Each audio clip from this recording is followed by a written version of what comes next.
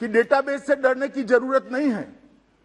पूरी दुनिया डेटाबेस का उपयोग कर रही है, हमने भी करना पड़ेगा। कब तक अंग्रेजों के जमाने में हम जिएंगे भाई? आगे बढ़ना पड़ेगा, हमें समय के साथ आगे बढ़ना पड़ेगा। वाहन एनओसी, उसमें चोरी किए हुए वाहन सारे हमने सीसीटीएनएस से ले लिए, इसका चेसिस नंबर दिया, इसको उपलब्ध करा। सेकंड हैंड वाहन खरीदने वालों ने उससे 13,636 लोग बच गए और वाहन जब्ती हो गया जो बेचने गए थे। अगर ये सॉफ्टवेयर न होता है, एनालिसिस न होता तो कभी न होता। घोषित अपराधी 16,176 अपराधी जो कानून की नजर से भाग रहे थे, उसका डेटाबेस सारी राज्य की एजेंसियों के साथ हमने साझा किया। उड़ीसा वाला अगर गुजरात में छुपा है, गुजरात वाला अगर बंगाल में छुपा है, महाराष्ट्र वाला अगर दिल्ली में छुपा है, इसमें से 16,000 नागरिकों को पकड़ लिया गया है। भागते हुए अपराधी को पकड़ा है। ये जो कह रहे database database database database database हवा खड़ा कर रहे हैं, मैं उनको समझाना चाहता हूं ये सारा हो चुका है, यही 2.5 साल में हो चुका है और अच्छे से चल रहा है, कहीं से कोई फरियाद नहीं है। अब आपकी सुनकर कोई झूठ मूठ की एनजीओ फरियाद खड़ी कर दे तो भगवान जाने। भारतीय साइबर अपराध समन्वय केंद्र I4C, इसके अंदर राष्ट्रीय साइबर अपराध रिपोर्टिंग पोर्टल NCRP, दादा सारे नाम अब फुल फॉर्म में पढ़ रहा हूं। इसमें 9 लाख से अधिक शिकायतें प्राप्त हुई और उसमें से 18,000 शिकायतें FIR में कन्वर्ट कर दी। संयुक्त साइबर अपराध समन्वय दल JCCT 7 JCCT के गठन किए गए हैं और उसमें केंद्र शासित प्रदेश, संघ प्रदेश भी सम्मिलित हैं। और ये सारों की ट्रेनिंग के लिए राष्ट्रीय साइबर अपराध प्रशिक्षण केंद्र भी खोला गया है, जो सारे के उपयोग के लिए पुलिस एजेंसियों को ट्रेन करता है। इसी प्रकार से सारी सेवाओं को 112 के तहत यहां लाने का भी माननीय अध्यक्ष जी काम किया गया है। ढेर सारे मोदी जी के प्रधानमंत्री बनने के बाद 7 साल में ढेर सारे फॉरेंसिक साइंस के क्षेत्र में इनिशिएटिव लिए। लगभग 62 करोड़ की लागत से पुणे में हमने FSL बनाई, सेंट्रल FSL। 50 करोड़ रुपए की लागत से गुवाहाटी में, 53 करोड़ रुपए की लागत से भोपाल में नई आधुनिक प्रयोगशाला स्थापित की है और कोलकाता में 28 करोड़ की लागत से अब नई सेंटर FSL बन रही है। केंद्रीय फोरेंसिक विज्ञान प्रयोगशाला में चंडीगढ़ में पूरे देश में यौन अपराधियों से जुड़े हुए लोगों का अत्याधुनिक DNA डेटा स्टोरेज सेंटर और उसकी प्रयोगशाला भी बनी है।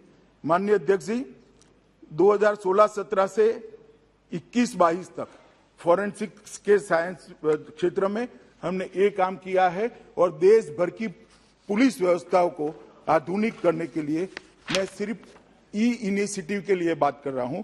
2080 करोड़ रुपया नरेंद्र मोदी सरकार ने खर्च किया है माननीय अध्यक्ष जी 2080। मैं ये इसलिए बताता हूं कि इसको सांसदों के मन में कोई संशय न रहे।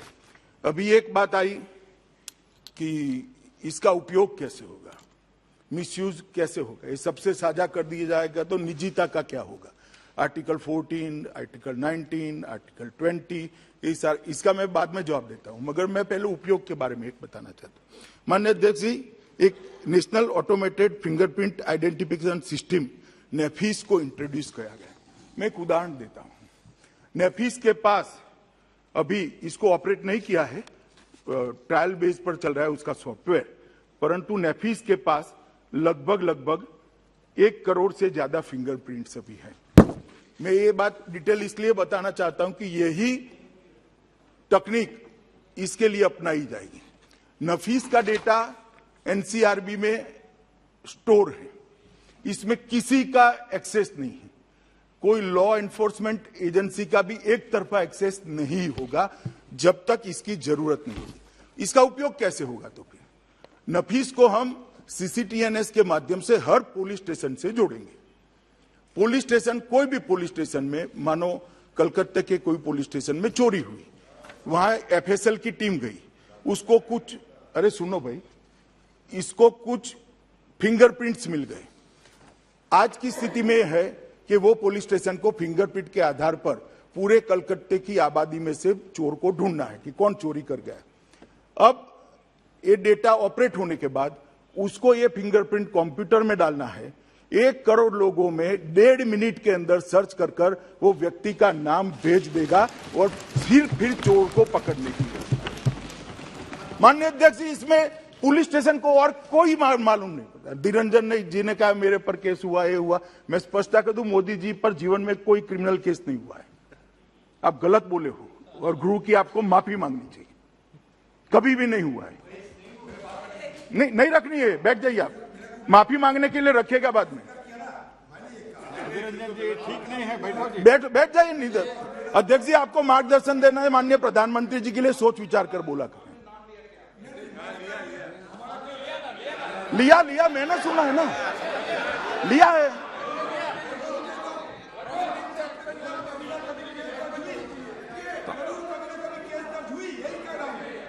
नहीं माननीय अध्यक्ष जी, कभी नहीं हुआ है, कभी नहीं हुआ है। ये रिकॉर्ड पर झूठ बोल रहे हैं सर। नहीं हुआ है, कभी नहीं हुआ है, कभी नहीं हुआ है। कोई अधीर रंजन जी बैठिए। माननीय अध्यक्ष जी, एक सेकंड बैठिए। माननीय अध्यक्ष जी, मैं फिर से कहता हूं, मोदी जी पर कभी कोई केस दर्ज नहीं हुआ है।